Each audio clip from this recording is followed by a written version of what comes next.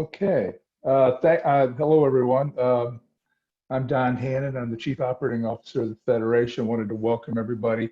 Before we start, I wanted to ask somebody who's joined us, Greg Gowitz, to say a few words before we begin the webinar. Greg? Thank you, Don. First of all, I appreciate the fact, for those who don't know, Don is actually out of town and on vacation, but because of the importance of this project, wanted to be obviously on the Zoom call today. I'm Greg Gowitz, I'm board chair of the Federation, and though I can't see all of you based on the nature of this Zoom, I want to thank you for taking the time out of your day to be a part of this information session. The team is going to present you with a lot of information today. Is the first in a number of these sessions. We hope to hear your feedback and ideas, and we're excited for the progress that we've made to date. We look forward to more progress in the future. And I just want to say on behalf of the Federation Board that the Holocaust Museum is one of our key priorities of the Federation, and are excited for what the future holds for us. And with that, I'll flip it back to all of you. Great. Thank you, Greg. And thanks again to everybody for dialing in, or I should dialing in. I guess that's an old term. My age must be kicking in. Thank you for joining us. Thanks for your support of the project, and from pretty much everybody on the call for your long-term support of the Holocaust Museum and Learning Center. Today, we want to give you, as Greg mentioned, an update on where we are with our first preview session, and then be able to basically start talking about the progress that's being made through the development of the new museum. Amy, if you could go to the next slide, please. So we have, do you want to go ahead to the, there you go, thank you. So as we've identified in the email session, in the email that you received, we plan to hold 3 sessions that will talk about the different components of the project that have, and what we'll do then follow those up on August 13th with a virtual presentation by Patrick Gallagher. Patrick and his team have been a part of this project since the beginning, really over 3.5 years ago. So I think he's always insightful, and I think it'll be a good overview or kind of a capstone of where we are. The 3 sessions we felt were important, and again, the first session today will be about mission, vision, and values. We're planning a new organization institution. We felt it important to go to take a look at that. Next week, we'll be doing a webinar on the main museum, walk through key takeaways, and then on August 11th, we'll be talking about the Impact Lab, doing a walkthrough and key takeaways. I'm going to hand the presentation off in a second here to the staff, and who've been involved since the beginning, and have been, and thank them for their, and I want to thank them for the leadership. In particular, Dan, Rich, Lori Cooper, Diane Everman, and our newest addition, Amy Lutz. They've all been extremely helpful and extremely important to the process. Before I hand it to Dan, let me talk about how the meeting's going to flow. Because of the large number of participants, we felt what we've done is everyone except the panelists have been muted.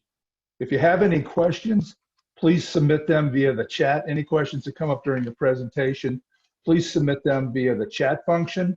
We will be monitoring and trying to pull those questions together. And after we're through the presentation part of the webinar, we'll go ahead and try to answer as many questions as we can that have come through the chat function. Now, if you don't get your question in today, don't worry about it, because we will be following up every participant with a detailed survey so that everybody has an equal chance and an opportunity to reflect on the presentation and provide more feedback. So again, don't worry if you don't get your chat question in today. You'll have an opportunity with the survey. Again, the presentation will take about 30 minutes, and then we'll try to go through as many questions as possible. Again, don't forget, you'll get a survey. Also, we will be recording this, and it will be available for those who couldn't participate. And they'll also, anybody that participates in the near future will be given an opportunity to complete a survey as well. Okay, I think that's all for me. I'm going to thank everybody again. I'm going to hand it off to Dan Rich, who's going to who's going to take us through the presentation and begin the process. Thank you. Good afternoon, everyone. I'm very eager to share this information with all of you. And that's my landline, which never rings. Okay, so again, as Don said, staff has been involved in this process from the very beginning, and Amy has joined us. The other person who was at these meetings was our intern, Jillian, who also brought some very interesting views and comments to the process. So what was the process? We would go off as a staff team and think about what it was we were trying to think about.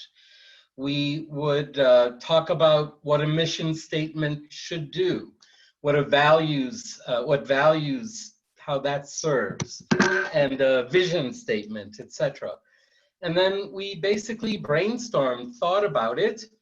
I could show you images of rooms with hundreds of yellow stickies of all the words we thought about, all the concepts we thought needed to be addressed. And gradually we winnowed those down to what we considered to be particularly important, and then breaking down the elements, reconstituting them, and trying to really seek consensus in the seeking of the two statements and the list of values. These were approved by the staff team. Then they went to the HMLC task force. In some cases, they came back to the staff. There'd be some tinkering, and then it did go back to the task force. So a couple of significant points. We really took this very seriously because the mission, the vision, and the values apply to all of us. Certainly the HMLC staff, but also all of the volunteers, the docents, the committee members, the leadership, all would be operating under these missions and these values. And another significant point, we did feel we needed to revisit the vision statement, the mission statement, etc. It was with an eye specifically for getting the museum accreditation, getting the museum accredited with the AAM, the American Alliance of Museums, which I don't know if it's a mid or long-term goal. It takes a really long time. The museum has to go through lots of procedures, but it is an ultimate goal that we would like to achieve. And they require lots of bureaucratic statements, etc. So let's go to the next image. This is just an image that we put together to guide us. What is the difference between a mission statement and a vision statement? And you know, if you can take a minute and look at that, at the top is our mission, why we exist, vision, what we want to be, what we believe in, our values, and then our strategic goals, objectives, short-term, mid-term, and long-term, an action plan to achieve those, and then doing it, actually the performance measures. Well, let's look at the next one, starting with the mission statement. As you can read, a mission statement by definition, it's a short written statement of what a company or an organization is trying to achieve with all of its activities. Why the institution exists, what problems we want to solve, with a focus on today, with a focus on what we want to do now. So here is our mission statement.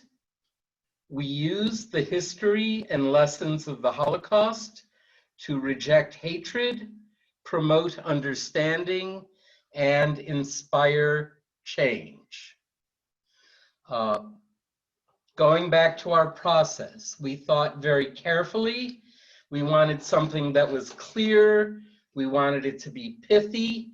We wanted it to be broad enough to encompass what we do, but specific enough to be useful.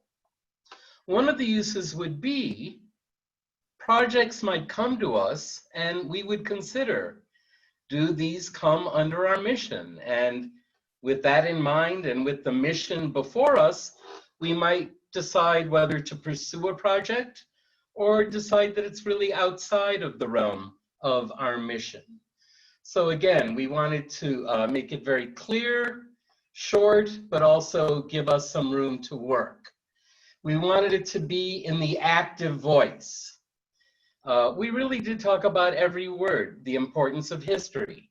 We used the word lessons. At one point, we tried to work the word educate in. We decided the lessons covered that. To reject hatred, promote understanding, and inspire change. So 3 goals: 1, negative, to reject; 2, positive, to promote and inspire. Reject hatred. We deliberately chose a broad word because we wanted it to cover and encapsulate all forms of hatred.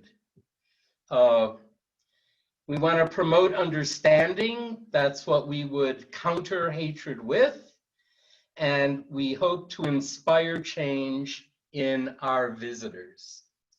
So again, those 3 goals within the mission, from rejecting hatred, promoting understanding, inspiring change. Let's go on to the vision statement. So, as opposed to a mission statement, a vision statement is what we hope to achieve in the future, our future goals. Where are we headed? How will we look if we're successful at achieving these goals, with a focus on tomorrow and what we will be.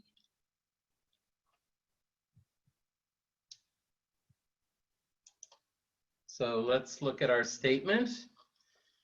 We envision a transformative Holocaust museum experience that fosters empathy and empowers our visitors to take action against bigotry.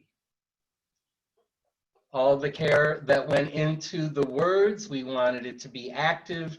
We really liked the idea of envisioning, because it is about a place that we will be, a place we want to take the museum.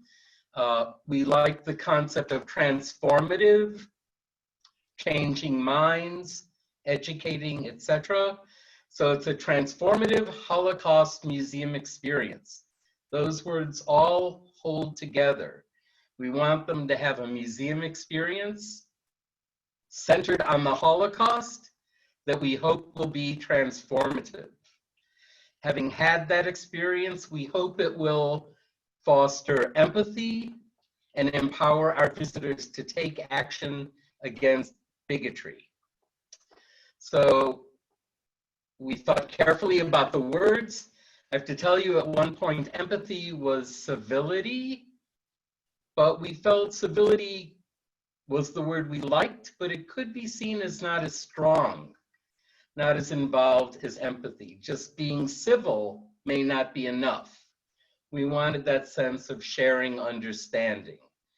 And empowering, a word that comes up again and again, with the ultimate goal of taking action against bigotry. The discussion of bigotry was also long and winding. Think back to the mission statement where we were speaking out against hatred. Now we're taking action against bigotry, carefully having chosen those words. We chose hatred and we chose bigotry because we wanted larger words. We wanted larger concepts. There was a discussion about addressing anti-Semitism specifically. Certainly, we all see the incidents of anti-Semitism around us now, disturbing and seeming to grow and certainly being with us. But we felt that was subsumed under the other words. Someone coming to the Holocaust Museum should also take away a message against xenophobia, against other kinds of racism, also stemming from the lessons of the Holocaust. So we felt that given the prominent place that anti-Semitism will take within the museum, and looking ahead next week to that presentation, let me give something away. There's an entire section in the new museum about the roots and history of anti-Semitism. Everything we'll be doing will speak out against anti-Semitism. But in terms of word choice, we wanted it to be broader. So one more point. This is what we hope our visitors will do. We can't be assured that our visitors will do it, but we want to set up a place that will enable that kind of experience. So let's go on. Our values, the principles that define what is acceptable and not acceptable, and what actions to take in various situations. What we consider most important, priority, what guides us day to day as we work, and focus on regularly assessing alignment with decisions, behaviors, processes, and budget. Another point, as I said earlier about the mission and all of the mission, vision, and values, this would apply to all staff, all volunteers, etc. And we want them to know about the mission statement, the vision, and these values from the moment they sign on, because they will be held accountable. The expectation will be that their actions and decisions will reflect the mission, vision, and values. So let's look at them. Civility, inquiry, expertise, accountability, stewardship, empowerment, resilience, and hope. So it was another exercise to see if we could capture these values in one word. And that's what we tried to do here. Civility, we did use civility here. We really want to encourage civility, civil conversation, civil discussion, however people may differ in background and view and ideas. Interchange is great, coupled with civility. Inquiry, seeking out information, knowledge, and truth, the definition. We certainly want the museum to be a place where that happens. Expertise, we want people to think of us as the experts in this field, to come to us to learn this, because they expect a high quality of information and expertise from the museum staff and from its representatives, and we hope we'll pass that expertise on. Accountability, I think, speaks for itself. Our actions, our programs, what we do, all should be capable of being scrutinized and held accountable.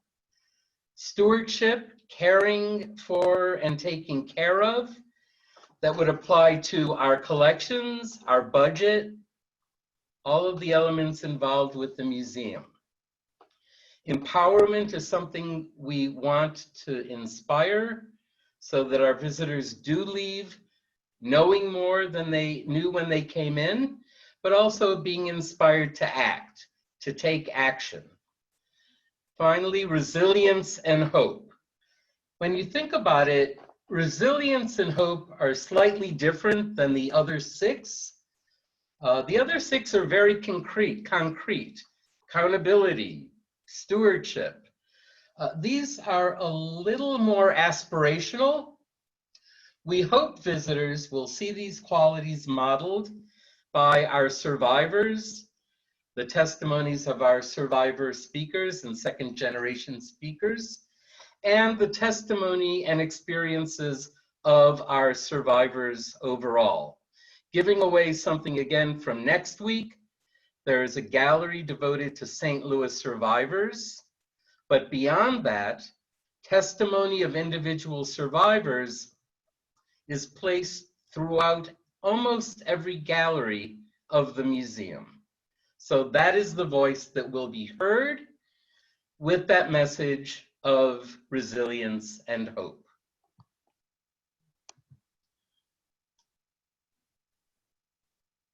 So I just want to add one thing with the idea of civility. When Dan and I did our presentation last week about the Holocaust and the current climate, I kept throwing out civil discourse sort of as a buzzword, linking to this idea with our new value. And we had an incredible discussion, even though there were people disagreed with each other's ideas, but everyone was incredibly respectful and we had a healthy debate. And that's one of the values that we absolutely want going forward. So, questions, comments?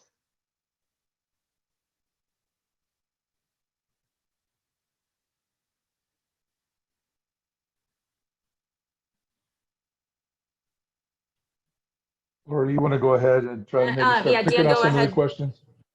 Did we want to go to the next steps or you want to go through the questions first? As you can see, a survey is going to go out. We already sent out one survey. We looked at it very carefully. We take it very seriously, your comments, your suggestions, and your concerns. So next week, same time, we will be methodically going through the museum and discussing the key takeaways. All right. So again, if you have questions, feel free to post them in the chat. So far we have two, actually sort of three. Gary started out with that there wasn't a password provided. It was a little different. When you signed up, it sent you an email. It didn't, the screen of when, you know, it says, here's the webinar, here's the date, here's the info. As soon as you registered, that one did not have the link, but you should have gotten an email with a link that would take you directly here. You should not have needed a password.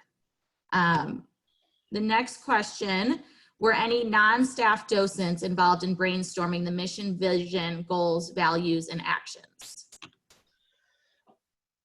Not initially, but there's past leadership and there is docent representation in the museum task force, which also participated in fine-tuning, contributing, and working on all three of these elements. A question about the mission. What was wrong with the old mission statement? And he quoted the old mission statement that through the lessons of the Holocaust, we inspire all people to confront hatred, promote human dignity, and prevent genocide. So what was wrong with this old mission statement? You know, I think preventing genocide, we thought might have been too large. You know, I meant to bring a document that had all of our past mission statements on it. You know, we just felt it needed some tightening up, and we looked at all of the past mission statements. We also looked at the mission statements of other Holocaust museums, from Yad Vashem and the US HMM to some museums that have just opened, and we just kind of wanted to fine-tune it.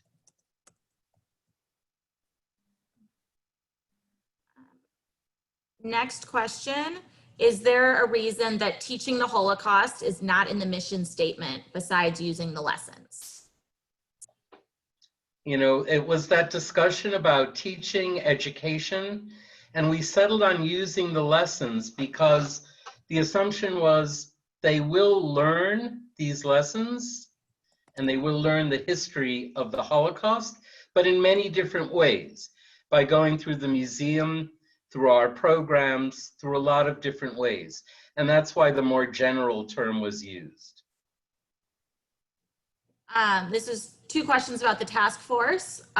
Will any new docents be asked to participate on the task force? And will you please name everyone who is on the task force? Do you want me to answer that? Go ahead, let me spotlight. Sure, yeah. Oh, thanks, Lord. We are, because of where we are in the process, we are looking at adding some membership to the task force. Of course, docents, people who have been docents or currently docents would be considered for participation, but we are looking at adding a couple members to that group. Oh, sorry, yes, who's on? Currently, the task force is chaired by Ted Isaacs. It includes Myrna Meyer, Mike Litwack, Fran Poger, Carol Steinberg, Steve Gallant, and of course, Greg Gowitz, Federation Board Chair, sits as well. So, and Vera Emmons also. Oh, Vera, sorry, I forgot about Vera. Thank you. Sorry, thank you. Okay. This is in regards to the values. Could we make an acronym for the list of values so that we can better remember the words of the values? You know, that came up in discussion, and Lori, who's been providing synonyms throughout this, every phase of this program, also went to an app that did that, and I believe Amy did too. And we actually did play around with that. Doesn't quite make it. We might have to, you know, if that was felt to be important, we'd have to tweak a little bit. It doesn't quite, there was something, one of the words was reach, if anyone remembers. The closest I got to finding one were 2 words, each, E-A-C-H, and rise, R-I-S-E, put together. That was the best I could do. Also, we spent a lot of time looking at these words and looking at the synonyms, and synonyms didn't quite work.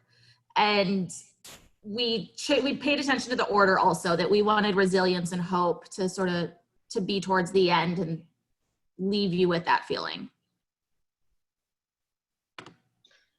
You know, and with the questions about the mission and that I answered just a minute or 2 ago, we really did consider every word really carefully and choose the one we thought best expressed what we hoped it would convey. So when I say, well, we just chose this over that, there really was a lot of discussion behind it and a lot of thought. And, you know, and it's not too late to share your thoughts as well. All right, next question. How will retraining for docents look like in regards to the new mission, vision, and values? How will training look? Is that? Yes, in regards to the new mission, vision, and values.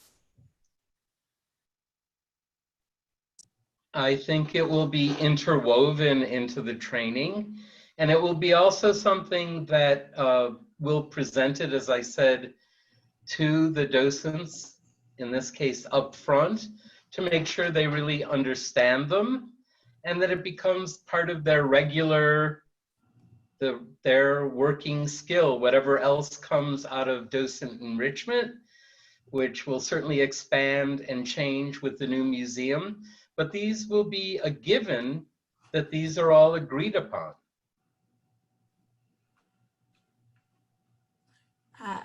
Will we have a, next question, will we have a section specifically for children under the age of 9? Hold off till we get to the impact lab, because there's still discussion, but if there is such a place, that's where it would be.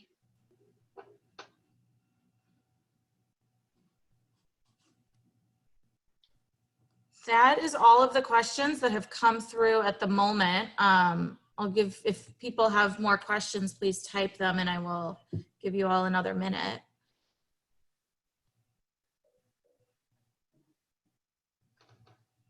All right. Oh, another question. Is lessons of the Holocaust too amorphous to have a meaning?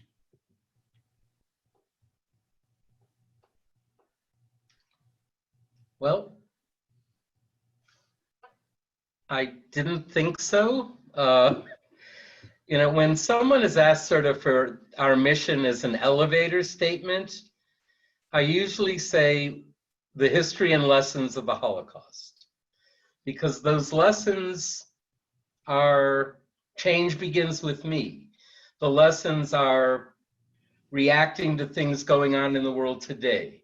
The lessons are how, you know, how we act and how we view today's world based on what we've learned and seen by studying the Holocaust. So it was probably deliberately broad for that reason. So I hope it's not too amorphous, but more inclusive.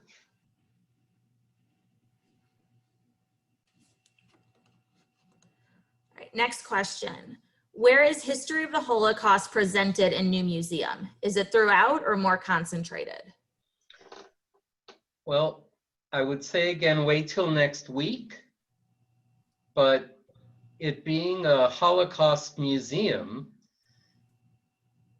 we begin with life before the Holocaust and the rise of the Nazis, and tell the story through liberation and rebuilding of lives. It's the core, the content of the museum, as you'll hear next week.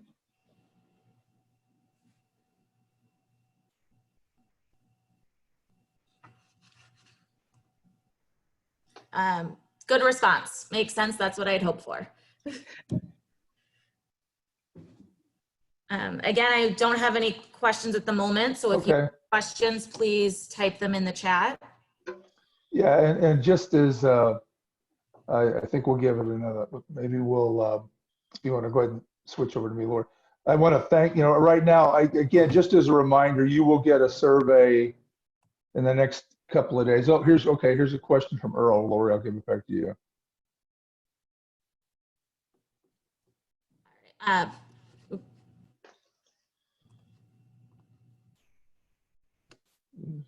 Mission and vision statements are too broad and general. Since anti-Semitism is so important and so relevant to the history and current situation, it should either replace bigotry or be added to it. Well, we discussed this as staff, and this was also a discussion within the task force where that was suggested, and the decision by majority in the task force and by consensus among the staff was to go with the broader word. In looking at our past mission statements, we noticed none of them specifically referred to anti-Semitism. We noticed Yad Vashem, we noticed Washington did not specifically mention anti-Semitism. I think it's a given and certainly comes under the world's oldest hatred and a form of bigotry that is certainly central to the story of the Holocaust. Again, it's been brought up, and which means there's good thought behind it. It's just these were the decisions that were made to encapsulate those thoughts. Next question, which I believe is more for me. Do you envision more options for students to have various kinds of tours? That's part of my promotion, is to figure out how we will be, doing the logistics and different options, different kinds of tours, how we will use docents and volunteers to facilitate the different types of tours. Yes, we hope to do that. We do not have any plan. I haven't done, I've had this promotion for a week and a half, so I have not made that progress yet. But yeah, I will just jump in and say we'll have a lot more flexibility to do those types of things than we did before. So something I want to say, I was happy and honored to be asked to sort of represent the group. As of, I think, August, it'll be my 21st year at the Holocaust Museum. And I'm the one with the beard. But I really want to make it clear, and I can't emphasize enough, what a team effort, what a group effort it was dealing with all of these three elements. We really tried, as I said, to achieve consensus. We threw ideas around. It really was a facilitated team group process from which these statements and these values came. Thank you, Dan. And I want to thank everybody for participating. Next week's will probably take a little longer. Again, this is, I'm sure people have things that, thoughts, and they're anxious to provide feedback when you receive your survey. And please do so. We look forward to getting that feedback. And again, thank you again for coming here today, support of the project, and really your support of the history of the museum. We're excited about the future. And thanks to the team who've made the museum a success, along with your help as well, and will help do so in the future. So thank you. We look forward to seeing everybody next week. Bye-bye.